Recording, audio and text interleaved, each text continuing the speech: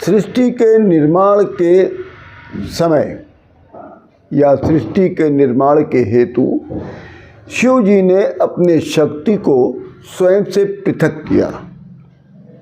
अर्थात जब सृष्टि का निर्माण हो रहा था तब शिव जी ने अपने से शक्ति को अलग कर दिया। शिव स्वयं पुल्लिंग के तथा उनकी जो शक्ति है वो स्त्रीलिंग की घोतक है। अर्थात शिव जी जो हैं पुल्लिंग के घोतक हैं और उनकी जो शक्ति है वो स्त्रीलिंग की घोतक है। पुरुष शिव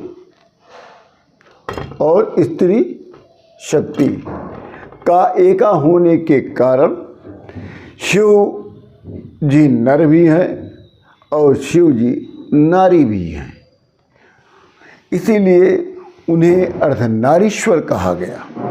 जब ब्रह्मा जी के द्वारा सृष्टि का निर्माण कार्य में बहुत बड़ी बाधा आ गई, रुकावट आ गई, तब परमात्मा सदाशिव ने अपनी शक्ति को विभक्त कर दिया और तब उन्होंने नर और नारी दोनों स्वरूप को धारण कर लिया। तब ब्रह्मा की सृष्टि प्रारंभ हो पाई। इसलिए शंकर भगवान को अर्धनारीश्वर भी कहा जाता है। जब ब्रह्मा जी ने सृजन कार्य करना आरंभ किया तब उन्होंने पाया कि रचनाएं अपने जीवनोपरांत नष्ट हो जाएंगी तथा उन्हें हर बार नए सिरे से सृजन करना पड़ेगा। गहन विचार, गहन अध्ययन, गहन चिंतन के उपरांत ब्रह्मा जी किसी निर्णय पर नहीं पहुंच पाए। जब अपने किसी निर्णय पर नहीं पहुंच पाए तब ब्रह्मा जी अपनी समस्या को लेकर शंकर भगवान के शरण में चले गए।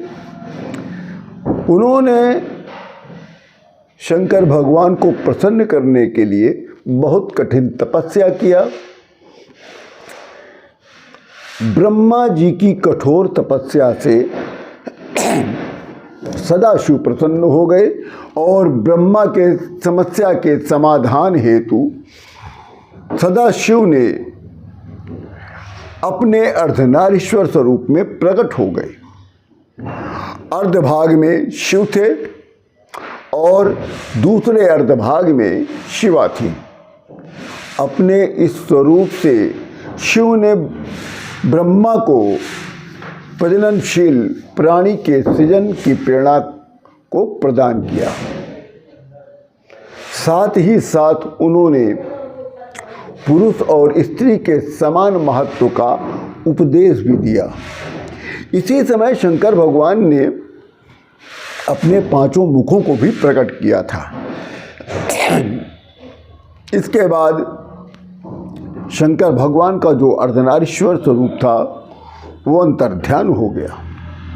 ये सृष्टि अर्धनारीश्वर की है। आधी स्त्री आधा ईश्वर, इसी को कहते हैं अर्धनारीश्वर। आधी स्त्री आधा ईश्वर, इसी को कहते हैं अर्धनारीश्वर। इसीलिए सनातन धर्म में स्त्रियों की पूजा की जाती है। इसलिए स्त्रियां पूजनीय हैं, क्योंकि आधी नारी आधा ईश्वर, इसीलिए वो अर्धनारीश्वर। ईश्वर तटस्थ है और सब कुछ।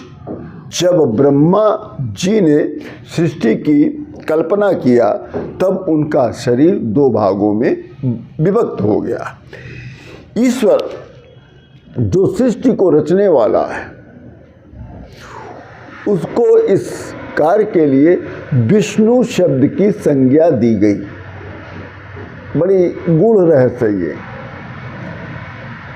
ईश्वर जो सृष्टि को रचने वाला है उसको इस कार्य करने के लिए विष्णु शब्द की संज्ञा दी गई। भूतानाम ब्रह्मा प्रथमोत यज्ञे तेना हरते ब्राह्मणा स्पर्धुम कह। यह सृष्टि जो है द्विज प्रबंधन से चल रही है। मानव जीवन के अतिरिक्त पशु पक्षियों में भी नर और मादा दोनों लिंग होते हैं। वृक्षों में भी यही चीज़ पाया जाता है। वृक्षों में भी नर और मादा ये दोनों लिंग पाए जाते हैं। बिजली में भी दो लिंग होते हैं, एक पॉजिटिव एक निगेटिव। आप ध्यान से देखिए इस बात को। अगर आप अध्यात्म से थोड़ा सा अगर इंटरेस्ट रखते होंगे तो समझ में आ जाएगा। केवल मानव में ही दो लिंग नहीं होते, स्त्री और पुरुष। पशु पक्षियों में भी पाए जाते हैं स्त्री पुरुष, वृक्षों में भी पाए जाते हैं स्त्री पुरुष, और बिजली के तार में भी पाए जाते हैं स्त्री और पुरुष, मतलब पॉजिटिव और निगेटिव।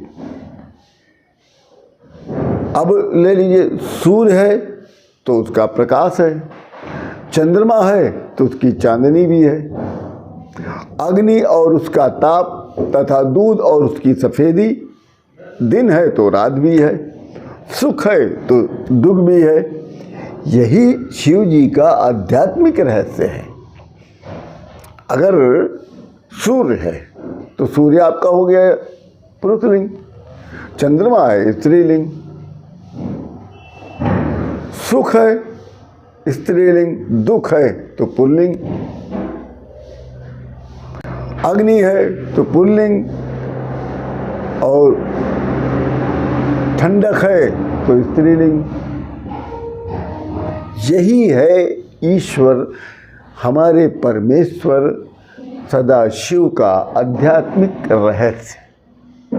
शंकर भगवान जब ब्रह्मा की सृष्टि रुक गई, नहीं हो पा रही थी, तब उन्होंने अपने शरीर को विभक्त कर दिया था। तब एक तरफ नर और दूसरी तरफ नारी, इसी से कहलाए शंकर भगवान अर्धनारीश्वर। और जब सृष्टि में उनका फिर भी काम नहीं हो पा रहा था, तब शंकर भगवान ने अपने पांचों मुखों को प्रकट कर दिया था, इसलिए उस समय वो पंचमुखी भी कहलाए। इसी के साथ राम राम।